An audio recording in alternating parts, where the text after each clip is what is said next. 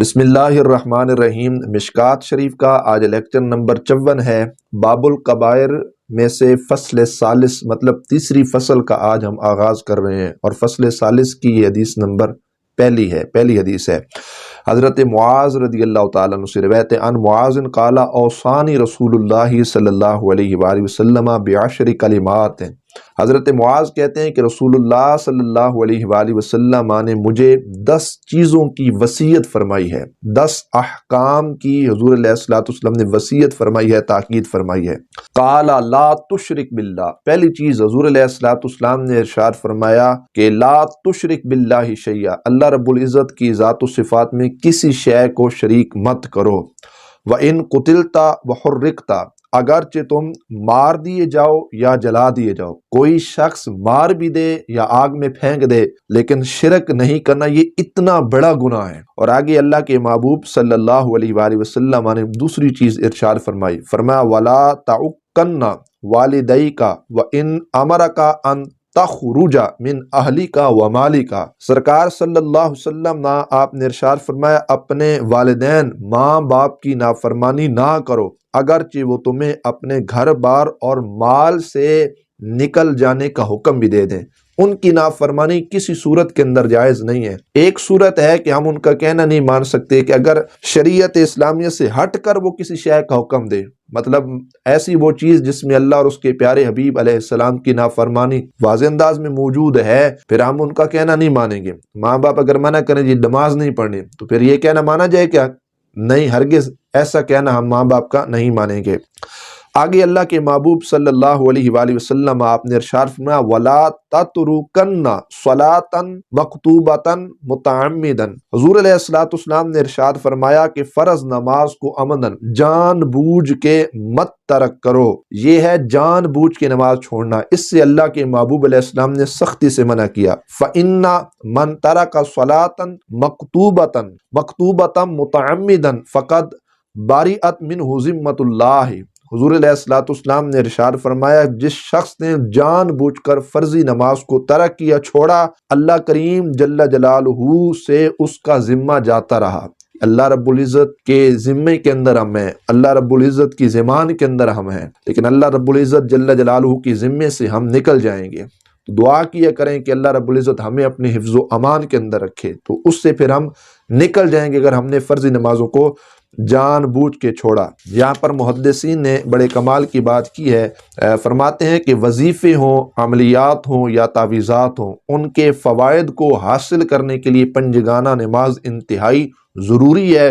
نماز پنجگانہ کے بعد یہ تمہارے تعویذات، تمہارے جو وظائف ہوں گے وہ عمل کریں گے۔ نماز پنجگانہ کو چھوڑ دیا تو پھر کوئی تعویذ یا کوئی وظیفہ یا کوئی تمہارا عمل جو ہے وہ تمہیں فائدہ نہیں دے گا۔ اور یہ چیز پنجگانہ نماز یہ مرید کے لیے بھی ضروری ہے اور پیر کے لیے بھی ضروری ہے۔ مرید اور پیر دونوں جب اس کی پابندی کریں گے تو پیر جب تعویذ لکھے گا، وہ وظیفہ دے گا، تو اس وظیفے اور تعویذ کے اندر بھی برکتیں ہوں گی، اور جو مرید اس پر عمل کرے گا تو پھر بھی اس کے اندر کیا ہوں گی؟ برکتیں ہوں گی۔ آگے اللہ کے محبوب علیہ السلام نے فرمایا وَلَا تَشْرَبَنَّ خَمْرًا فَإِنَّهُ رَأْسُ كُلِّ فَاحِشَةٍ، حضور علیہ السلام نے فرمایا کہ شراب سے بچو، یہ تمام گناہوں کی کیا ہے؟ جڑ ہے، یہ تمام بدکاریوں کی جڑ ہے شراب۔ رأسو فرمایا گیا یہ کیا ہے؟ رأسُ كُلِّ فَاحِشَةٍ، ہر فاحش، ہر برائی چیز کی جڑ ہے شراب، اس سے اللہ کے محبوب علیہ السلام نے منع کیا۔ محدثین کہتے ہیں شراب سے مراد ہر وہ شے جو نشہ والی ہو، کیونکہ نشہ سے عقل جاتا رہتا ہے، اور بعض دفعہ انسان شراب پینے والا پیشاب اور پاخانہ تک کھا جاتا ہے، کیونکہ اس کی عقل جو ہوتی ہے وہ سلامت نہیں رہتی، اس لیے اس سے اللہ کے محبوب صلی اللہ علیہ وسلم نے منع فرمایا ہے۔ اور آگے فرمایا گیا وَإِيَّاكَ وَالْمَعْصِيَةَ فَإِنَّ بِالْمَعْصِيَةِ حَلَّ سَخَطُ اللَّهِ، حضور علیہ السلام نے فرمایا گناہوں سے اپنے آپ کو بچاؤ، کیونکہ جو گناہ ہوتا ہے، گناہ کی وجہ سے اللہ کریم جل جلالہ کی جو ناراضگی ہوتی ہے وہ نازل ہوتی ہے۔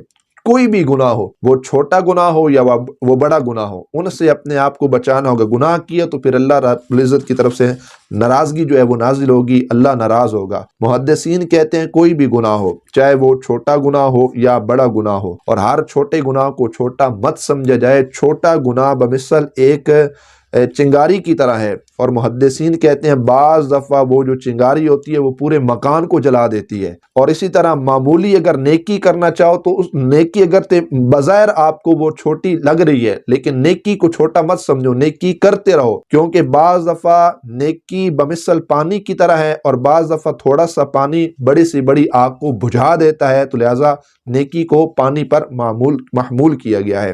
اور آگے یہ محدثین یہ بات ارشاد فرماتے ہیں کہ اسی طرح کوئی بھی ایسا عمل کبیر جس کے اندر ہمیں محسوس ہو کہ یہ چھوٹا سا گناہ ہے، یہ چھوٹا سا گناہ ہے، گناہ کو چھوٹا مت سمجھو، کیونکہ جب انسان چھوٹا گناہ کرتا ہے تو پھر شیطان طاقت دیتا ہے، وہ پھر بڑے بڑے گناہ ہم سے کروائے گا، اور ایک ایسا وقت آئے گا کہ ہم فسق، فجور اور حرام کام کرنے پر بھی ہم راضی ہو جائیں گے، ہمیں وہ بھی لگیں گے کہ یہ چھوٹا سا گناہ ہے، تو لہٰذا کوئی بھی گناہ اس سے بچنا چاہیے۔ اللہ کے محبوب علیہ الصلوۃ والسلام نے آگے ارشاد فرمایا کہ وَإِيَّاكَ وَالْفِرَارَ مِنَ الزَّحْفِ وَإِنْ هَلَكَ النَّاسُ، سرکار صلی اللہ علیہ وآلہ وسلم آپ نے ارشاد فرمایا جہاد سے بھاگ جانے سے بچو، اگرچہ لوگ کیا ہو جائیں، ہلاک ہو جائیں۔ محدثین کہتے ہیں اس سے مراد یہ حکم استحبابی ہے، یعنی کہ اگر کوئی ایسا غازی ایسے موقع پر ڈٹا رہا اور شہید ہو گیا تو وہ شہادت کا ثواب پا لے گا، لیکن اگر بھاگ جائے اس میدان جہاد سے تو پھر وہ غازی بنے گا، وہ گناہگار نہیں ہوگا۔ تو یہ استحباب کے حکم کے لیے ہے۔ اور آگے فرمایا گیا جنگ احد میں جن اصحاب رسول رضوان اللہ تعالی علیہم اجمعین کے قدم اکھڑا گئے وہ ہرگز گناہگار نہ تھے۔ آگے اللہ کے محبوب صلی اللہ علیہ وآلہ وسلم آپ نے ارشاد فرمایا ہے وَإِذَا أَصَابَ النَّاسَ مَوْتٌ وَأَنْتَ فِيهِمْ فَاصْبُتْ، اگر لوگوں کو وبائی موت آ جائے وَأَنْتَ فِيهِمْ، اور تم ان میں موجود ہو،